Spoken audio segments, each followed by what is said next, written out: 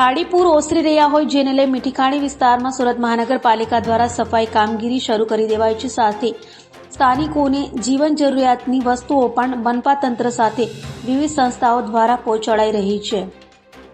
સુરતમાં ભારે વરસાદ અને ખાડીપુરના કારણે લીંબાદ મીઠી ખાડીમાં પૂર આવતા ખાડી કિનારાના મકાનો પાણીમાં ગરકાવ થઈ ગયા હતા। ત્યારે હાલમાં મીઠી ખાડી પૂરના પાણી ઓસરવાની શરૂઆત થતાં સુરત મહાનગરપાલિકા દ્વારા સફાઈ કામગીરી શરૂ કરાઈ છે। સાથે જ્યાંથી પાણી ઉતરી રહ્યા છે ત્યાં પાલિકા દ્વારા જંતુનાશક દવાનો છંટકાવ પણ કરાઈ રહ્યો છે। તો સાથે મેડિકલ ટીમ, ફાયર ટીમ અને સફાઈ ટીમ કામમાં જોડાઈ છે।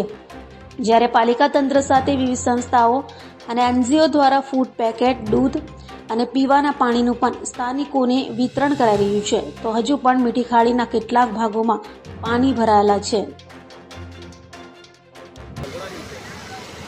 જી, આપનું નામ, કયો વિસ્તાર છે?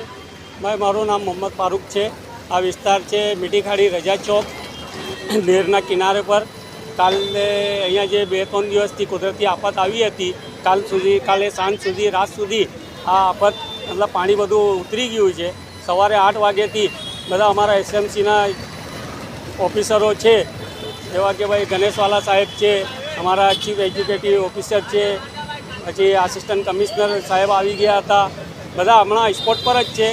બધા બીજી ઝોનના બધા સફાઈ કર્મચારીઓ બી આવી ગયા છે, ફાયર બ્રિગેડ બી આવી ગઈ છે। અહીંયા સારું વળતરથી કામ ચાલુ છે અહીંયા અમારે ત્યાં, ને લગભગ 1-2 કલાકમાં અમારે ત્યાં બધું સફાઈ પૂરું કરી નાખશે આ લોકો। કઈ ટીમ આજે જોડાયેલી છે?